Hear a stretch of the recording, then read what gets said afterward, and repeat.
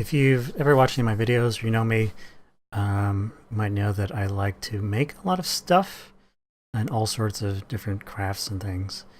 Um, and to go along with that, there's a lot of YouTube that I watch.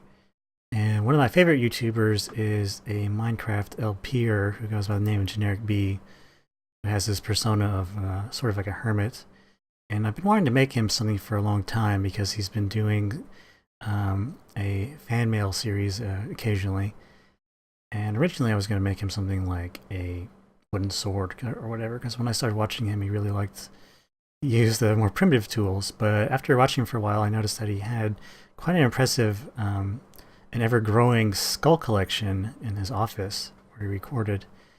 And I thought it would be super cool if I made him a skull that resembled his own Minecraft skin. And I've been doing some 3D printing for months, so I figured I would do that. And I made some designs a few months ago, and I haven't worked on it until recently, beginning of October. But it was time to get to work, and I wanted to show how I did it. So when I started designing the skull, I wanted it to not be just a cube like you would see on a normal Minecraft skeleton. If you look at them, their mouth is just, it's just like a regular skin would be, where everything's on the same plane. I started with the face, and there were a few things I wanted to do. I wanted to have a jaw. I wanted to have the single tooth, and I needed to have, the eyes, and then a placement for where the nose hole would be. And I also wanted to integrate a couple of things. One was a little personalization. I wanted to have um, a spot for the spinal column, and I also wanted to integrate the Minecraft symbol. So I started with this, and I gridded it out, and I made a face, and I went from there. So I ended up with this. I had a fully, you know, three-dimensional skull, and it looked pretty much like Generikb. I put the Minecraft symbol on the back, and I had personalization on the bottom. This is an unfinished version of the skull that I was working on, but it's the most basic of what I wanted to do. Um, so it didn't really change much there.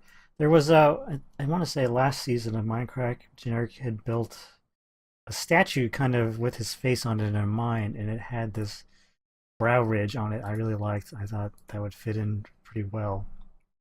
So ultimately ended up with having to do a lot of different design work to make it so this could be made in my 3D printer. And this is close to the final.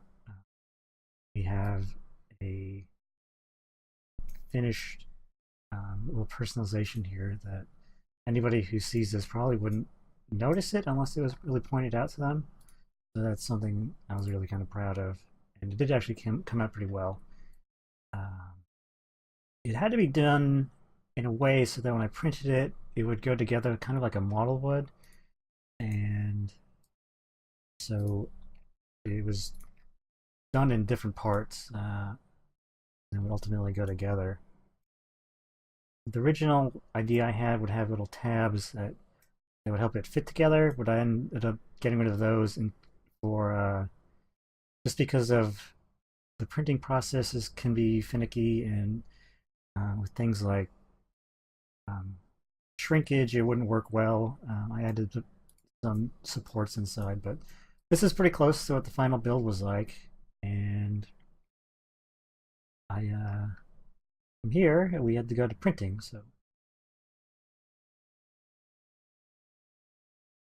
So after designing the skull in SolidWorks, it came time to print the skull. There were a number of different parts, and it took close to 4 or 5 days to complete it all. I mean, taking breaks.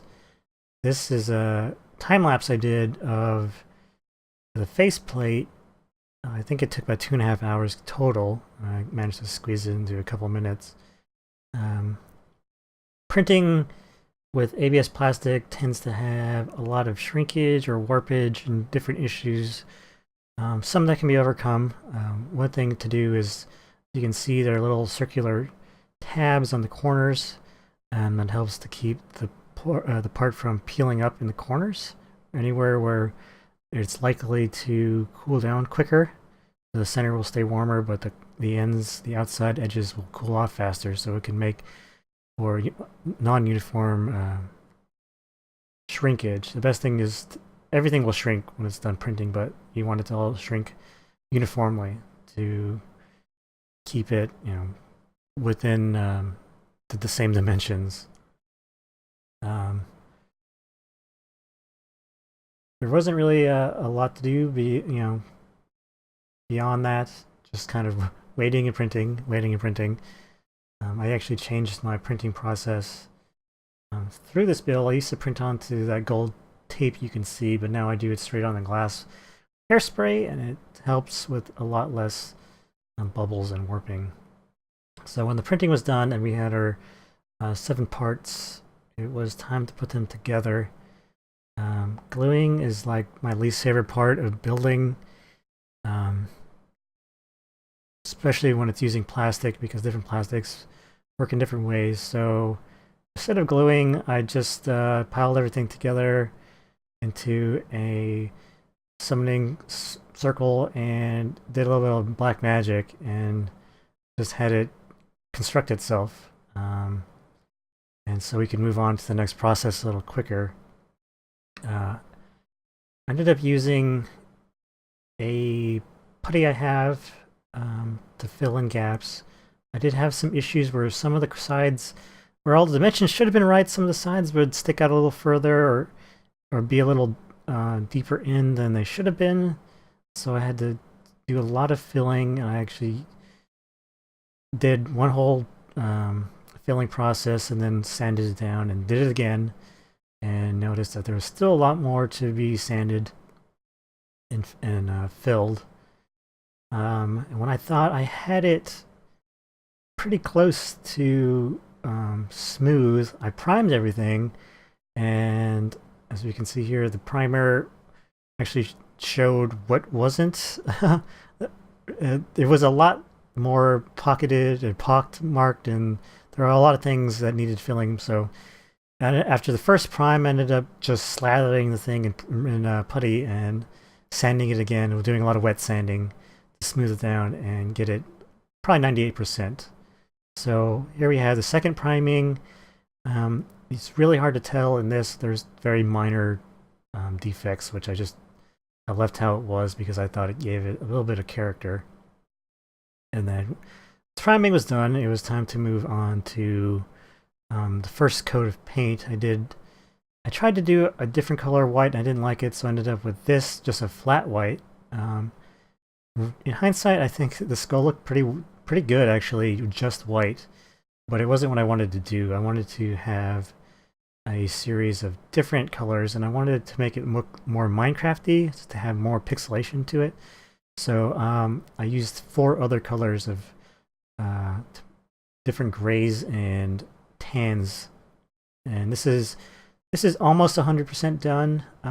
It needed at this point there was a couple more clear coats that needed to be added, but I was actually like hours before leaving for Minecon when I was recording this, and you can see inscription that I left for Generikb. It says Homo sapiens hermitus.